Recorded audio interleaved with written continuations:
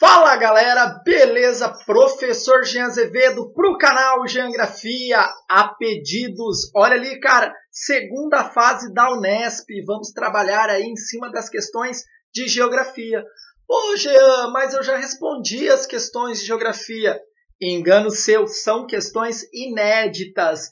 Eu elaborei essas questões de acordo com a banca da VUNESP.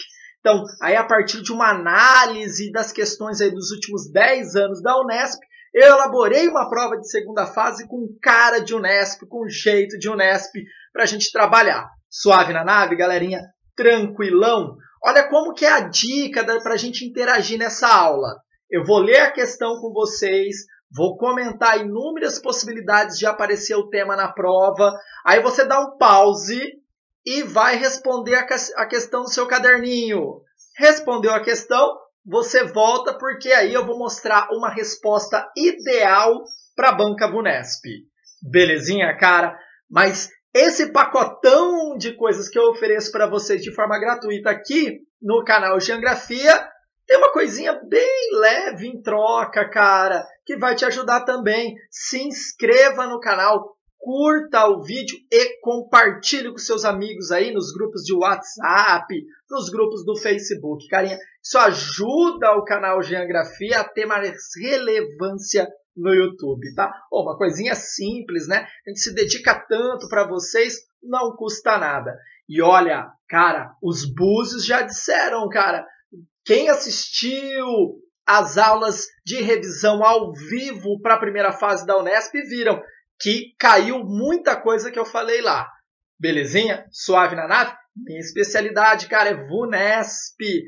Fiz faculdade na Unesp, né? Faço mestrado na Unesp, então eu entendo como que é a dinâmica tanto da universidade quanto dos vestibulares. Então, cara, não perca a chance, assista a aula inteira e siga essa diretriz que eu acabei de passar para vocês. Então, cara, sem enrolar, vamos para a aula. Já vamos analisar aqui, ó. Uma questãozinha cara de VUNESP inédita. Identifique a feição apontada pelo número 1. Tá? Então, aqui tem o número 1. E explique as dinâmicas apresentadas de acordo com o seu processo de formação. Então, a primeira coisinha que você tem que ter na sua cabecinha. A gente está falando de geomorfologia. Olha aqui, carinha. Geomorfologia. Ah, mas meu professor nunca falou geomorfologia, ele falava outra palavra, falava de relevo. Falava de relevo. E aqui ele está querendo processo de formação. Se você dá uma olhadinha no card e nas nossas playlists, nós temos aulas e aulas e aulas que falam de relevo e de processo de formação. Lembro vocês, carinha, que o meu canal é um canal que trabalha conteúdo de forma aprofundada para os vestibulares. Ó, primeiro ponto aqui. Olha o gatilho que a questão está te dando. Identifique. Então, você vai olhar a feição aqui, apontada pela seta, onde nós temos o número 1, e vai identificar ela. Identificou? Depois você vai explicar as, olha aqui no plural, dinâmicas que vão ajudar no processo de formação dessa feição. Olha que palavrinha top para estar na sua resposta, hein? Feição de relevo. Suave na nave? Carinha, sempre cai questões assim. Com essa figura, né, de diferentes formas de relevo, mas dessa forma de desenho, e aí pede para você discorrer qual que é a feição e o processo de formação, ou as principais características. Belezinha? Suave na nave? Tamo junto? Carinha, então continua aí, cara. Ó, nós poderíamos ter aqui, vamos dar outro exemplo, os mares de morros. Então, o desenho dos mares de morros. Então, você vai responder o quê? É os mares de morros, e aí vai falar da formação a partir da ação intempérica, da chuva, erosão causada aí pela chuva, pelo vento. Aí você poderia citar as matas tropical atlântica. Tá vendo? É assim que você ia desenvolver a questão. No caso aqui, se eu já falei de mares de morros, a resposta não é mares de morros, você pensou em mares de morros. Suave na nave? Agora dá um pause, responda a questão. Daqui a pouco eu volto com a resposta ideal e a gente discute um pouquinho mais ela. Respondeu, carinha? Tranquilo? Cara, tranquilão, né? Ah, Jean, eu não sei o nome da feição, mas eu escrevi sobre a dinâmica. Legal, já vai ganhar alguns pontinhos aí, não a totalidade. Jean, e se eu errar, né, a feição, o nome da feição, mas eu escrevi corretamente o processo de formação, ou vice-versa? A mesma coisa, você vai atingir aí a nota média da questão e não a sua totalidade, né, para te jogar lá em cima. O legal é acertar as duas. Então vamos lá, carinha, vou mostrar a resposta ideal. Jean, essa formação aqui são a formação de escarpas. Tá, o que são as escarpas? São vertentes abruptas, acentuadas, de grande inclinação. Eu encontro isso aqui muito no mar, por exemplo, próximo ao mar. Mas também eu posso encontrar numa feição geomorfológica característica do estado de São Paulo, da parte central do estado de São Paulo, que são as cuestas, onde a sua feição ela é escarpada. Ela tem essa queda abrupta do relevo. Perceba aqui, cara, ó, abrupta do relevo. Também, tá, como característica aí da topografia oceânica, como eu pontuei para vocês. Qual que é o processo de formação dessas escarpas? Elas podem ser de origem tectônica, né? Então aí você tem um fenômeno endógeno. Então o que é o endógeno? Tudo aquilo que acontece no interior, movimentação de placas tectônicas, tectonismo. Ou, olha aqui, menino maluquinho, erosão devido aí ao modelamento dos agentes erosivos. Jean, e se eu citar esses agentes erosivos, se eu falar que é pluvial, eólico, fluvial? Legal também, vai dar um corpo até maior a sua resposta. Suave na nave, galera? Tranquilo. Questãozinha em nível médio para difícil, tá? Identificar feições geomorfológicas é uma atividade complicada. Suave na nave? Vamos para a segunda questão? Vamos lá, cara. Canal Geografia. Olha aqui. Carinha de Unesp também, né? Considerando o exemplo apresentado, olha o exemplo apresentado aqui na figura. É a formação de oligopólio. Ah, Jean, eu tenho que saber o que é um oligopólio? Sim, tem que saber. Cite e caracterize 3 tipos de oligopólios. Jean, então se eu não souber o que é oligopólio, vai ficar muito difícil eu lembrar desses 3 tipos de oligopólio, porque eu tenho que citar e descrever, caracterizar. Belezinha? Mas a imagem vai me ajudar. Tá? Já vai me ajudar se eu não sei o que é oligopólio. Olha aqui, carinha. Você tem a imagem da Perdigão, né? A marca da Perdigão, engolindo aqui a salsicha do S da Sadia. Então dá a impressão que elas estão o quê? Se fundindo, né? Virando uma coisa só. São 2 empresas que vão se associar, transformando aí em uma só. Né? Então isso é uma espécie de oligopólio, domínio de um grande nicho de mercado. Suave na nave? Domínio de um nicho de mercado. No caso aqui, é o alimentício. Tá? Então nós temos aqui o ramo alimentício, né, de produtos industrializados, sendo dominado agora por essas 2 empresas, já que elas se transformaram em uma só. Jean, mas elas vão deixar de existir? Não. Existe a Perdigão e existe a Sadia, mas elas são a mesma empresa. No momento que você acha que você está comprando uma que é de outra empresa, não é de uma coisa só. Suave na nave? Tranquilo? Cara, isso passa por um Conselho Administrativo de Defesa Econômica, o CAD.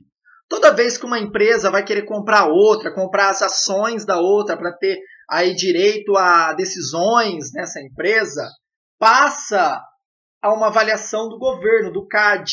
E aí ele fala se libera ou não. Vou te dar um outro exemplo. Existe uma empresa na área de educação que se chama Kroton. A Kroton é dona de diversas faculdades. Por exemplo, a Unopar, a Anhanguera, faltou aqui, a Anhanguera, entre outras, tá? Ela domina aí um grande nicho da área da educação. Quando ela foi comprar outra empresa, o CAD falou, você não pode, somente se você vender uma outra empresa que você tem, por exemplo, a Uniaselv. Tá? Então, você tem a Uniaselv, que era uma outra faculdade do grupo Croton. Ela falou assim, olha, se você vender a Uniaselv, você vai poder comprar a Estácio. Tá? A Croton é uma empresa que vai comprar as ações dessas outras empresas. Com isso, ela tem, né, o poder de decisão das ações políticas e econômicas aí. Tá? Então, nós estamos falando de oligopólios e ele quer que você cite 3 oligopólios e caracterize esses 3. Belezinha? Dá um pause e logo, logo a gente volta com a resposta. Belezinha, galera? Respondeu. Cara, questãozinha um pouco mais difícil, tá? Se você pesquisou, pode ficar tranquilo.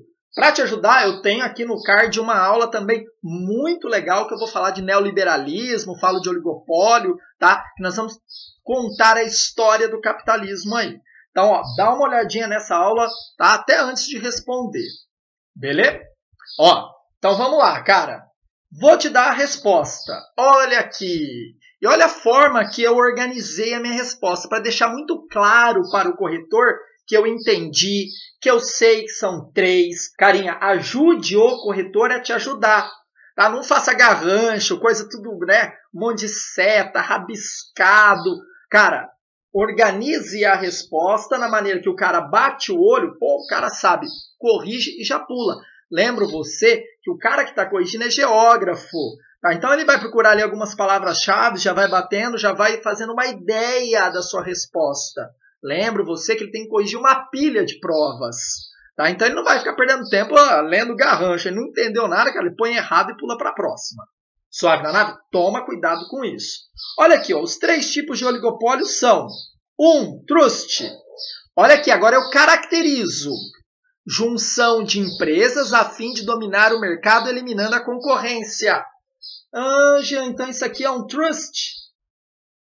É um trust, tá? Eles estão se juntando a fim de dominar o mercado do ramo alimentício?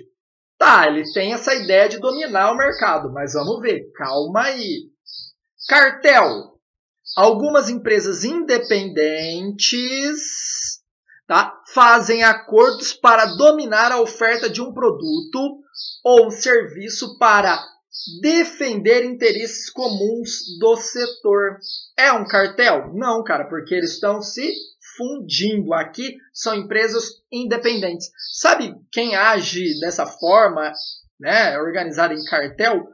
Postos de gasolina. Eles vão lá e falam assim, olha, gente, o preço da gasolina na nossa cidade não pode passar de R$ 4,09.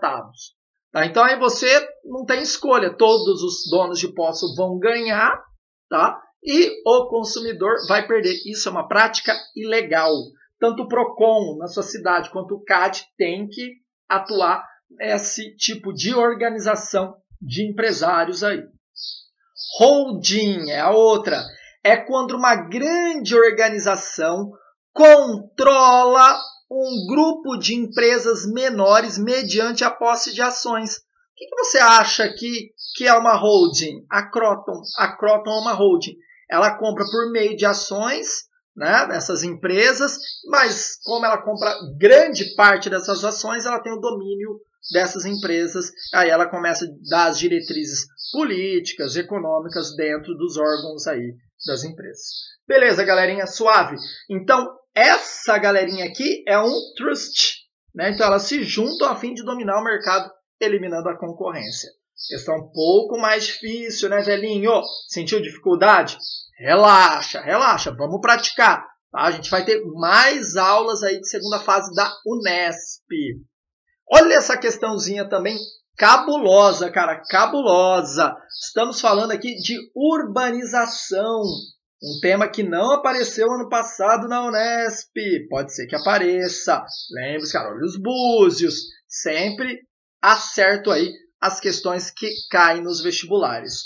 Olha aqui, a tabela abaixo apresenta cidades globais e megacidades. Então, nós temos uma tabela, olha aqui, maiores concentrações urbanas de 70 e de 2015, está mostrando aí a evolução, né, na população total das cidades.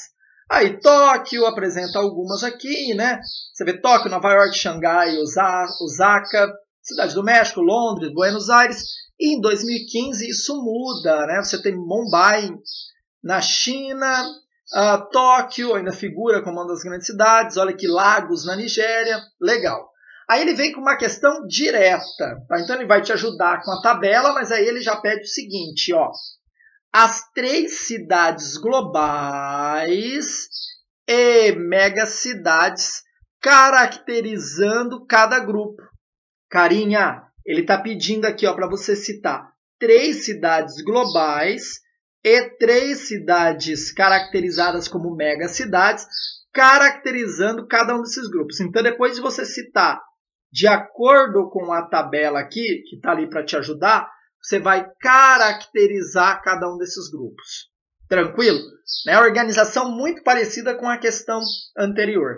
Lembro você, cara, a Unesp adora um cite, o identifique e depois pede para você caracterizar.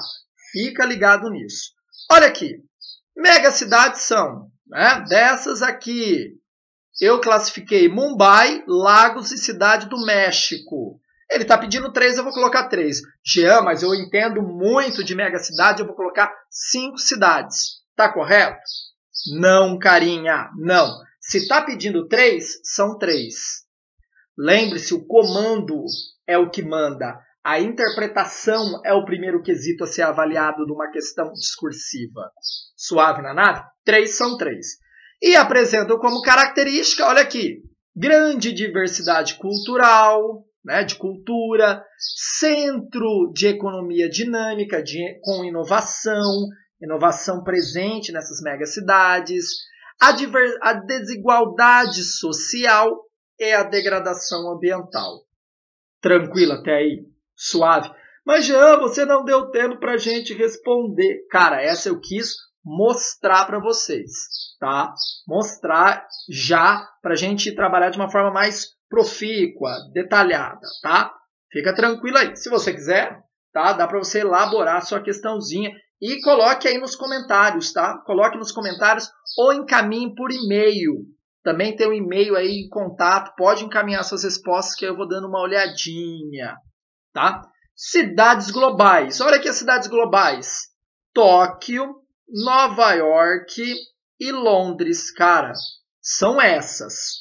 São as 3 grandes cidades globais na Ásia, na América do Norte e na Europa. Jean, eu sei que São Paulo tem essa característica de cidade global. Tem, mas não é a bam. Ah, mas se eu colocar a banca na hora que ela se sentar para organizar a melhor resposta, a resposta aceitável, eu te garanto que ela colocaria essas 3 aqui e aceitaria outras respostas. Tá? Aceitaria, por exemplo, colocar Paris e colocar Zurique. Zurique, que não está ali porque tem uma população bem pequena, mas é uma cidade global. Tá? Aceitaria São Paulo também como uma cidade global. Olha a característica. São centros de poder, centralizam a atividade do terciário, comércio e serviços, são promotoras de interligação da economia nacional com a global. Tá? Então, é aquela que tem todas as oportunidades que ajudam na ligação do país com o restante do mundo. Então, tem tanto a conexão de rede material e imaterial, tá? Muito diversificada, suave na nave. Além de centros de poder, você tem ali nessas cidades globais as matrizes de grandes empresas. Tranquilo, galera? Questãozinha de urbanização, show de bola, cara, elaborada por mim, tá? Então, cara, presta muita atenção. Pode ser que apareça. Cara de VUNESP. Vamos para a nossa última questão dessa nossa revisãozinha rápida e objetiva de questões discursivas da VUNESP? Clima, meu Deus. Clima é o terror da galera. Muita gente fala que é a parte mais difícil da geografia física. Cara, é a mais difícil, sim, tá? Por conta disso, dá uma olhadinha no card aí que eu tenho inúmeras aulas de clima, você também pode assistir. E vamos para a questão? Essa eu vou dar tempo para vocês responderem. Ó. A imagem de satélite, abaixo, uma imagem de satélite GOES, representa o fenômeno climático responsável por chuvas excessivas na região norte, centro-oeste e sudeste. Identifique e caracterize o fenômeno. Tá vendo? Nesp, galera, questão direta. Identificou, caracterizou. Pai bola, direta, sem enrolação. Eu não estou pedindo aquele famoso, olha aqui, cara, discorra. Tá? O discorra aí, senta que lá vem história. Aqui não. Papum. Bate e bola. Ó, cara, você tá vendo que ele está falando de chuva. E o satélite deixa claro isso com a presença dessa área de instabilidade aqui. Tá? De uma presença de grande quantidade de nuvens. Né? E essas nuvens apresentam chuvas excessivas. Tá? Aqui você tem uma massa de ar, tá? Sempre eu falo isso para os meus alunos, que as massas de ar vão ditar a dinâmica das chuvas no território brasileiro. E aqui você tem uma outra massa de ar. Tá? Opa, aqui é a ar. Então você tem a massa equatorial continental e a massa equatorial atlântica. Possivelmente, quase certeza absoluta, elas estão jogando o quê? A umidade aqui. Se você vê aqui essa grande quantidade de umidade da massa equatorial continental, porque ela é proveniente dessas áreas aqui, ó. Os ventos alísios estão jogando essa umidade do mar para o continente. Lembro você, a umidade na Amazônia não é somente por conta da evapotranspiração da floresta. Tá? Quem vai jogar a umidade no continente é o mar. Pensa, o mar é muito grande. Evapora, evapora, evapora. Aí essa umidade ela vai em direção ao continente. Tá? Então, por isso que nessa região da Amazônia tem muita umidade. Temperatura alta, porque está perto da linha do Equador. Tá? Então, tem muita umidade ali. Suave na nave? Aqui você tem o trópico de Capricórnio, consequentemente, também uma radiação razoável. E aí vai também jogar essa umidade. Cara, é uma questão difícil essa. Então, vou dar tempinho aí para você responder. Voltamos, galera. Belezinha, tranquilo. Identificou? Essa área, cara, é a zona de convergência do Atlântico Sul. É a convergência entre a massa tropical atlântica e a massa equatorial continental. Jean, mas eu lembro de outra. É a zona de convergência intertropical. Onde fica essa? Fica aqui, carinha. Zona de convergência intertropical. Tá? Então, uma massa de ar proveniente da equatorial atlântica joga a umidade e encontra a umidade da massa equatorial continental. Dessa convergência vai provocar chuvas principalmente no Maranhão e no Piauí. Suave na nave até aí, tranquilão, belezinha, ufa. Cara, vou te dar a resposta aqui. A imagem abaixo representa a zona de convergência do Atlântico Sul. Humilhe o corretor, olha aqui, dou a sigla e a resposta. É uma zona que atinge as regiões norte, centro-oeste e sudeste, com fortes chuvas frontais, choque de frentes aqui, ó. Uma frente, outra frente se choca, diferente de potencial, uma parte da nuvem sobe, condensa e chove. Dá uma olhadinha na minha aula de chuva também.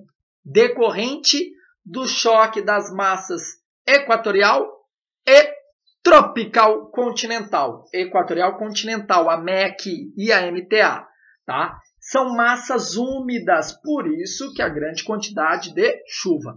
Esse fenômeno ocorre nessa quase toda a totalidade no verão. Galerinha, não assuste, tá? Eu tive dificuldade, eu não entendi nada. Eu estou te jogando a real de uma prova da VUNESP. São questões inéditas, elaboradas por mim, de acordo aí com uma análise aí dos últimos 10 anos da prova da Unesp.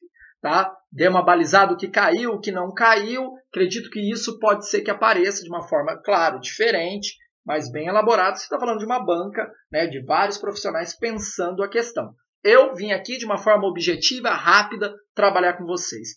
Em troca disso, peço, curta,